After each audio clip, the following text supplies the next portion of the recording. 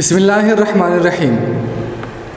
ابتدا ہے رب ذوالجلال کے بابرکت نام سے، جس نے بلبل کو گیت، بہاروں کو پھول، گٹاؤں کو مستی، چشموں کو روانی اور سمندروں کو طغیانی بخشی۔ درود بھیجتا ہوں نبی آخر الزماں پر جو شاہد و جہان ہے۔ عزیز طلباء، آج ہم جماعت ہفتم کی اردو میں خیبر پختونخوا سبق خیبر پختونخوا پڑھیں گے۔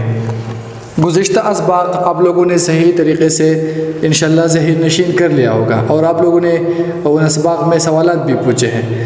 جس طرح آپ لوگوں نے پہلے اسباق میں سوالات پوچھے ہیں، اسی طرح اس سبق میں بھی اگر کوئی مسئلہ آ جائے اور کوئی سوال آپ کے ذہن میں آ جائے تو آپ اس کو اپنے ساتھ لکھ لیا کریں، اور لیکچر کے فوراً ختم ہوتے ہی آپ مجھے واٹس ایپ کیا کریں۔ میں کوشش کروں گا کہ ہر بندے کو بر وقت جواب دے سکوں۔ خیبر پختونخوا سبق میں مصنف لکھتے ہیں، آپ اپنی کتاب میں صفحہ نمبر 20 کھولیں۔ کتاب میں پیج نمبر 20 آپ کھولیں، صفحہ نمبر 20 کھولیں۔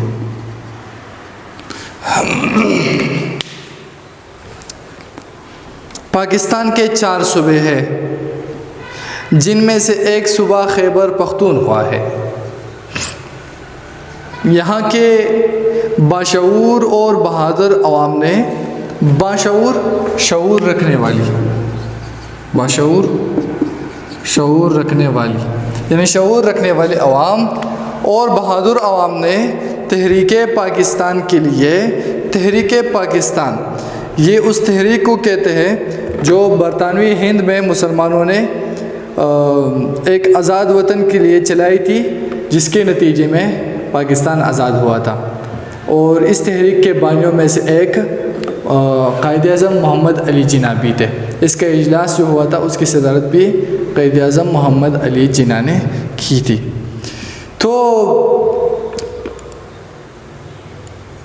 تحریک پاکستان کے لیے ریفرینڈم ہوتا ہے استصواب رائے، استصواب رائے،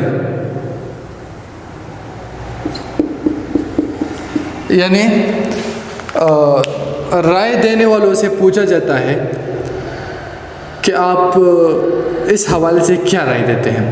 جب بٹوارہ ہو رہا تھا تو خیبر پختونخوا کے لوگوں سے پوچھا گیا کہ آپ کیا کہتے ہیں، آپ ہندوستان کے ساتھ شامل ہونا چاہتے ہیں یا پاکستان کے ساتھ؟ اس کو کہتے ہیں استصواب رائے۔ تو ریفرینڈم میں نہ صرف پاکستان کے حق میں فیصلہ دیا بلکہ آزادی کشمیر کے لیے کشمیر جا کر جنگ لڑی۔ انہوں نے کشمیر میں جنگ بھی لڑی کشمیر کی آزادی کے لیے۔ اس کے علاوہ 1857 کی جنگی آزادی میں یہاں کے لوگوں نے بھرپور حصہ لیا۔ 1857 جو جنگ انگریزوں کے خلاف لڑی گئی تھی، اس میں بھی خیبر پختونخوا کے لوگوں نے حصہ لیا تھا۔ نوشہرہ چھاونی میں موجود مقامی سپاہیوں نے بغاوت کر کے اس جنگ کا آغاز کیا، اور یہ جنگ پشاور، مردان اور قبائلی علاقوں تک پھیل گئی۔ یہاں کے غیور غیرت رکھنے والی، غیرت مند یہاں کے غیور باشندوں نے انگریزوں کے خلاف بھرپور جنگ لڑی اور انہیں شدید نقصان پہنچایا۔ صوبہ خیبر پختونخوا تاریخی لحاظ سے بھی اہم اور کئی تہذیبوں کا امین ہے۔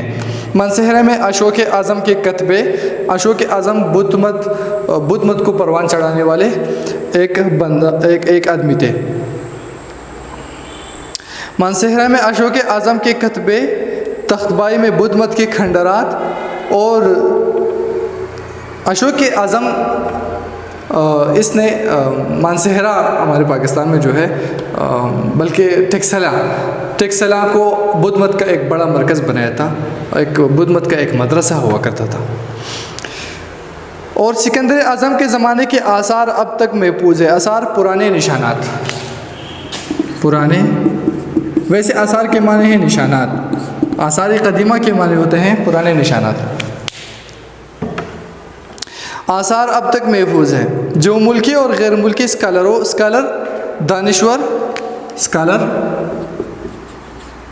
دانشمند یا دانشور، صاحب علم، جو بندہ صاحب علم ہو اس کو ہم کیا کہتے ہیں؟ اسکالر۔ اور تاریخ دان مطلب ہے مورخ یا واقف تاریخ، تاریخ جاننے والا. ٹھیک ہے. تاریخ دانوں کے لیے خاص طور پر کشش کا باعث ہے. کشش لگاؤ یا دلکشی، لگاؤ یا دلکشی.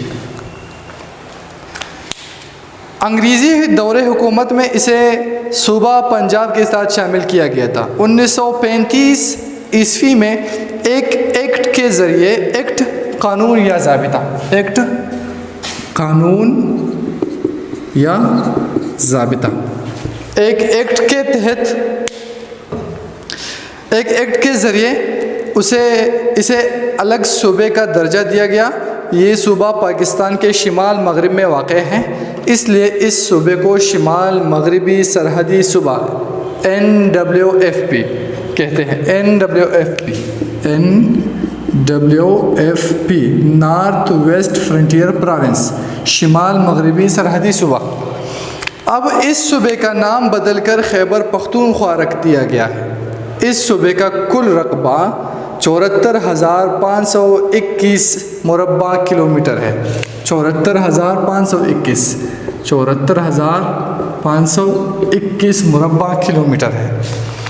اس صوبے کی آبادی تقریباً 2,20,00,000 ہے.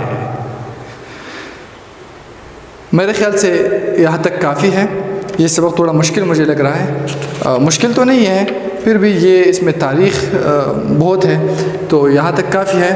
کوئی سوال ہو اس میں یا کوئی بھی مسئلہ ہو، آپ کے اسکرین پر میرے واٹس ایپ کا نمبر ہے، آپ اس نمبر پر پوچھ سکتے ہیں.